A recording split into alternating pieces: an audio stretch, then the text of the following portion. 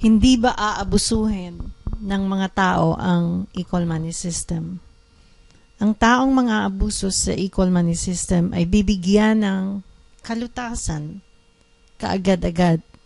Magkakaroon sila ng correctional support at ang rights nila sa equality ay masususpinde hanggat hindi sila nagbabago at hindi sila nagiging trustworthy na miyembro ng society na kung saan hindi na sila nang-aabuso ng iba.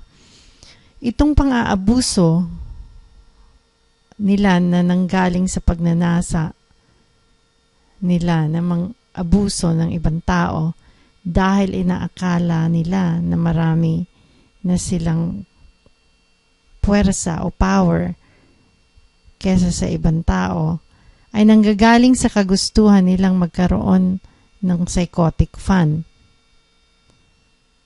Ang mga taong umaarte na parang psychos ay tatratuhin na parang psychos at pupunta sila sa psychological correction dahil ito ang nararapat na gawin sa ganitong sitwasyon. Para mo maintindihan ang iba pang mga importanteng bagay tungkol sa equal money system, basahin mo ang monthly blog books o mag-participate ka sa forum. At kung naintindihan mo ang mga sinasabi namin, itong society na kinalalagyan natin ay mahalaga. At mahalagang magkaroon tayo ng equality dito.